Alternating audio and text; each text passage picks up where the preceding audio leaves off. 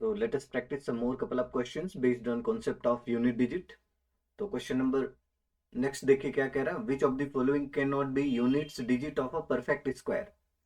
इन options में से कौन परफेक्ट स्क्वायर का यूनिट डिजिट नहीं हो सकता। तो आप लोगों को एक बात पता होना चाहिए कि किसी भी नंबर के लास्ट में अगर वन आता है और अगर हम उसका स्क्वायर करें तो उसका स्क्वायर करने पर भी लास्ट में वन आएगा। ऐसे ही किसी नंबर का लास्ट में अगर टू आता है तो स्क्वायर करने पर भी यूनिट डिजिट फोर आएगा। आपको ये पता है यूनिट डिजिट केवल यूनिट डिजिट पर ही डिपेंड करता है। ऐसे लास्ट में थ्री है तो यूनिट डिजिट कितना आएगा, नाइन।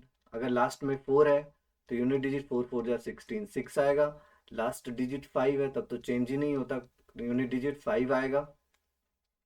अगर लास्ट डिजिट सिक्स है तो स्क्वायर करने पर सिक्स आएगा। लास्ट डिजिट अगर सेवन है तो स्क्वायर करने पर सेवन सेवन जा फोर्टी नाइन, नाइन आएगा।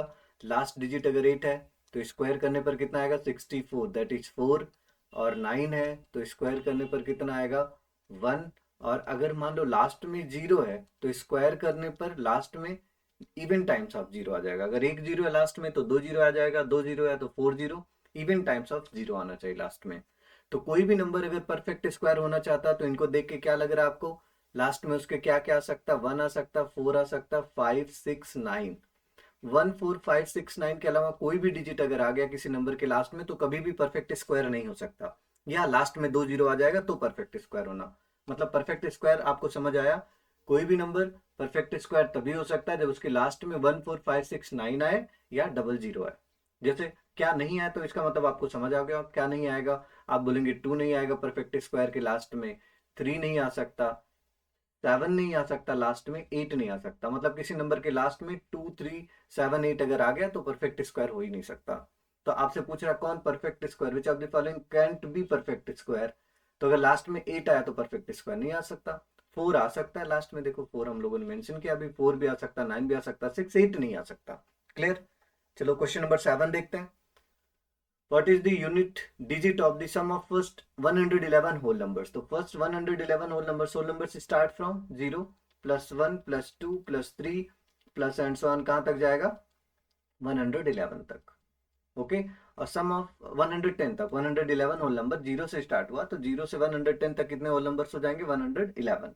अब जीरो को प्लस करने का तो मतलब है नहीं, हम सीधे वन से प्लस करते हैं। वन से लेकर 110 तक अगर प्लस करना है तो इसको हम बोल सकते हैं sum of first n natural numbers. और sum of first n natural numbers का फॉर्मूला आपको याद करना होगा, n into n plus one by to.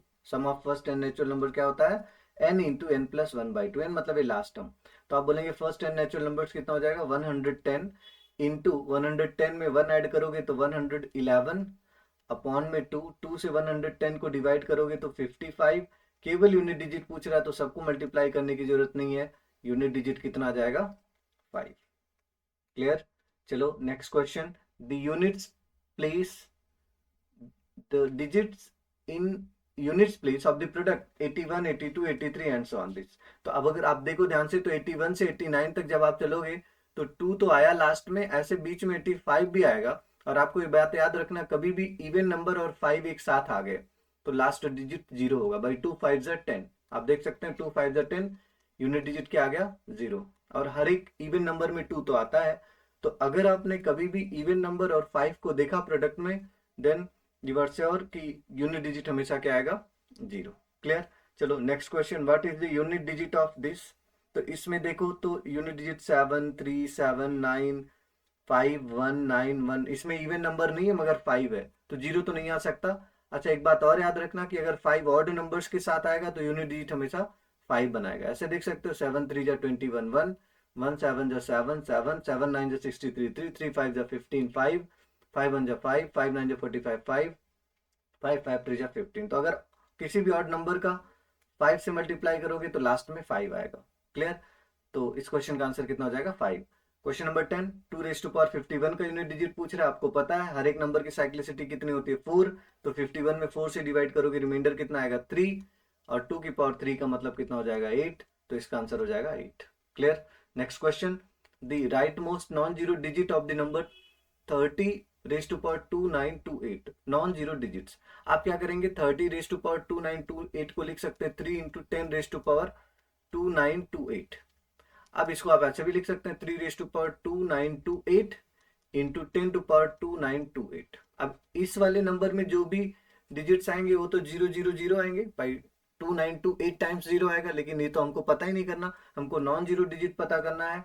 तो आप बोलेंगे नॉन जीरो डिजिट इसी नंबर का यूनिट डिजिट होगा, 3⁻²928 का क्या होगा, यूनिट डिजिट। और यूनिट डिजिट पता करने का तरीका मैंने आपको क्या सिखाया कि आपको पावर में 4 से डिवाइड करके रिमाइंडर पता कर लेना, और 4 की डिविजिबिलिटी लास्ट के 2 डिजिट पर काम करती है। तो लास्ट के 2 डिजिट है 28, 28 में 4 से डिवाइड करोगे कंप्लीटली डिवाइड हो जाएगा, तो पावर 4 रख देना। 3⁻4 मतलब 81, और ये 81 का यूनिट डिजिट कितना होगा, 1, and this is your answer. Clear. तो क्वेश्चन नंबर 11 का आंसर क्या हो गया, 1।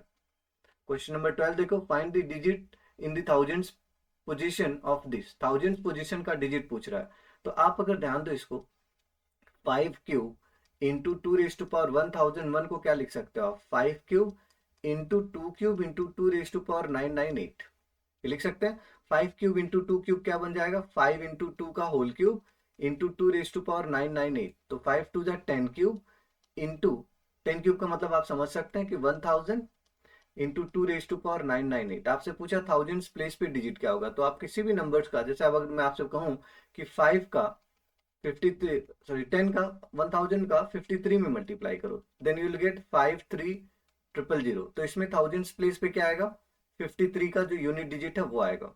तो जब भी थाउजेंड में किसी नंबर का मल्टीप्लाई करोगे तो यूनिट डिजिट या थाउजेंड्स प्लेस का डिजिट उस नंबर का यूनिट डिजिट होगा। तो थाउजेंड तो है ही, ये तो आपको थाउजेंड्स प्लेस वाला डिजिट बता देगा, वो जो 2⁻998 का यूनिट डिजिट होगा। तो आपको यूनिट डिजिट पता करना सिखाया है मैंने। 98 में 4 से डिवाइड करो, रिमाइंडर कितना आएगा, 2, मतलब 2⁻2 हो जाएगा, और 2⁻2 का मतलब 4। सो इस क्वेश्चन का आंसर क्या हो जाएगा, 4। क्लियर। चलो next question, if the units digit of 333 raised to power n is 7, then what is the units digit of 777 raised to power n? Okay आपसे कह रहा है अगर 3 रेस्ट टू पावर, देखो इन सब नंबर से तो हमें कोई मतलब है नहीं, यूनिट डिजिट के और लास्ट पर डिपेंड करता, तो 3 रेस्ट टू पावर अगर n आया तो कह रहे हैं यूनिट डिजिट 7 है, तो 7 रेस्ट टू पावर n में यूनिट डिजिट क्या होगा। तो आप जानते हैं 3 हो या 7 हो सबकी साइक्लिसिटी 4 होती है, इसका मतलब हर एक नंबर 4 से डिवाइड करने पर रिमाइंडर कितना देता है, या तो 0 या तो 1 या तो 2 या तो 3। तो n को हम लिख सकते हैं दोस्तों 4k प्लस r के फॉर्म में, मतलब 4 से डिवाइड करने पर कुछ ना कुछ रिमाइंडर बच रहा है। ठीक है, यहाँ पे देखो 3 का कौन सा पावर, 3 का कौन सा पावर यूनिट डिजिट 7 देगा। अगर आप n की जगह पर 1 रखोगे तो 3 रेज टू पावर 1 3 होगा, 2 रखोगे तो 9 होगा, 3 रखोगे तो 27 यूनिट डिजिट 7 आएगा। इसका मतलब हम ये कह सकते हैं कि n को 4 से डिवाइड करने पर रिमाइंडर कितना आएगा, 3 आएगा। तो ये जो n है ये 4k प्लस 3 के फॉर्म में होगा। तो आपको यही करना है, यहाँ पे भी n की जगह पर 4k प्लस 3 रख देना, तो 7 raise to power 4k plus 3। 4 की तो यूनिट डिजिट पर इफेक्ट डालता नहीं है, तो साइक्लिसिटी है, तो 7 रेज टू पावर 3 का जो यूनिट डिजिट होगा वही आंसर होगा। तो 7 रेज टू पावर 3 का यूनिट डिजिट क्या हो जाएगा, 343, और 343 में लास्ट में क्या आता है, 3 आता है, तो इसका आंसर हो जाएगा 3। क्लियर। अगला क्वेश्चन देखिए क्या कह रहा है, 433 इंटू 456 इंटू 43n का यूनिट डिजिट n प्लस 2 है। इसका यूनिट डिजिट कितना दोस्तों, n प्लस 2। तो आपसे पूछ रहा है n की वैल्यू क्या होगी, है ना। तो ऑप्शन में अगर आप देखो, अगर मैं यहाँ पे मान लो n की वैल्यू, पहला ऑप्शन पुट कर लेता हूँ 3, तो अगर 3 पुट करूँ तो कितना आएगा, 3 6 जा 18, और 18 का 8 3 जा 24, यूनिट डिजिट 4 आया। इधर यूनिट डिजिट 4 आया, तो यहाँ भी n की वैल्यू पुट करके देखो तो 4 आएगा क्या। जैसे आप n की जगह पर 3 रखोगे तो 3 प्लस 2 कितना आएगा, 5। इम्पॉसिबल, ये तो हो ही नहीं सकता केस, क्योंकि बोला है कि आप n की वैल्यू पुट करो, भाई यूनिट डिजिट n प्लस 2 आ रहा है ना, तो जब मैंने 3 पुट किया तो यहाँ तो 4 आ रहा है, यहाँ 5 आ रहा, हो ही नहीं सकता। चलो सेकंड ऑप्शन देखते हैं, अगर 8 पुट करें, इसमें अगर हम लोग 8 पुट कर दें n की जगह पर, then what you will get, यहाँ पे 8 पुट करने पर देखो यूनिट डिजिट क्या आएगा, 3 5 जा 3 6 जा 18, यूनिट डिजिट 8 8 8 जा 64, 64 का यूनिट डिजिट कितना है 4, जब आपने n की जगह पर कितना पुट किया था 8, यहाँ भी n की जगह पर 8 पुट करो तो 8 प्लस 2 कितना हो जाएगा 10, 10 का यूनिट डिजिट 0, 4 और 0 इक्वल नहीं हो सकते, तो 8 भी आंसर नहीं हो सकता हमारा। चलो नेक्स्ट नेक्स्ट क्वेश्चन देखते हैं। अगर हम n की जगह पर 1 पुट कर दें, तो n की जगह पर 1 अगर हम पुट करेंगे तो कितना होगा, 3 6 जा 18, 18 1 जा 8 1 जा 8, यूनिट डिजिट 8 आया। और जब आप यहाँ पे 1 रखोगे तो 1 प्लस 2 कितना होगा 3, ये भी पॉसिबल नहीं है। अगर हम लोग लास्ट ऑप्शन पुट करें, अब तो आपको समझ आ गया कि लास्ट ही ऑप्शन होगा, चेक कर लेते हैं। इसी तरीके से 6 पुट करेंगे तो 3 6 18, 8 8 6 48, यूनिट डिजिट 8 आया। जब आपने इनके जगह पर 6 पुट किया, यहाँ भी 6 पुट करो तो 6 + 2 8, 8 = 8, मतलब ऑप्शन डी करेक्ट है। क्लियर हुआ? अगला question, 2153 raise to power 167 into 8267 raise to power 153 का यूनिट डिजिट क्या होगा? तो यूनिट डिजिट केवल लास्ट डिजिट पर डिपेंड करता, मतलब 3 रेज टू पावर 167, 167 में 4 से डिवाइड करेंगे, रिमाइंडर कितना आएगा? Then you will say last मतलब 4 से डिवाइड करने पर यूनिट डिजिट 3 आएगा, रिमाइंडर 3 आएगा। इसमें 4 से डिवाइड करो, रिमाइंडर कितना आएगा? 7 raise to power 1। 3 raise to power 3 का मतलब 27 का यूनिट डिजिट 7, यहाँ पे 7 है ही, 7 7 जा 49। क्लियर हुआ? चलो next question, what is the unit digit of this? तो अगर आप इसमें देखो ध्यान से, तो अभी मैंने आपको सिखाया था कि यहाँ पे देखो 2 इवन नंबर है और 5 है, तो 2 का 5 में मल्टीप्लाई करने पर कभी भी 2 5 अगर लास्ट में आ गए तो 2 और 5 मिलके यूनिट डिजिट क्या बना देंगे? 0। तो इसका आंसर 0 हो जाएगा। ये वाला क्वेश्चन देखो, आपको पता हर एक नंबर की साइक्लिसिटी 4 होती है। 7 के लिए तो 7 रेज टू पावर 13 में 4 से डिवाइड करोगे, रिमाइंडर 1 इंटू 9। 47 में अगर आप डिवाइड करते हो 4 से तो रिमाइंडर आएगा 3 इंटू 4। 64 में 4 से डिवाइड करोगे, कंप्लीटली डिवाइड हो जाएगा तो पावर 4 पुट कर दो, 2।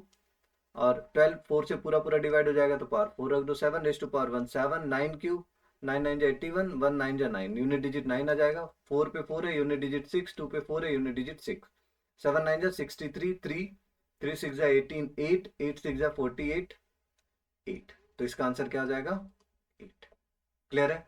ये वाला क्वेश्चन देखो, इसका यूनिट डिजिट पूछ रहा है, लास्ट में क्या है? 7, तो 7 रेज टू पावर, पावर पे पावर तो मल्टीप्लाई 13 इंटू 47। मैंने क्या बोला था? आपको यूनिट डिजिट पता करने के लिए रिमाइंडर पता करना होगा, या तो आप दोनों का मल्टीप्लाई करके फिर 4 से रिमाइंडर पता करो, या अलग अलग रिमाइंडर पता करके मल्टीप्लाई कर लो। 13 में 4 से डिवाइड करोगे, रिमाइंडर 1। 47 में 4 से डिवाइड करोगे, रिमाइंडर 3। तो 7 रेज टू पावर 3, 7 का क्यूब 343 होता है, तो यूनिट डिजिट कितना आ जाएगा? 3। क्लियर?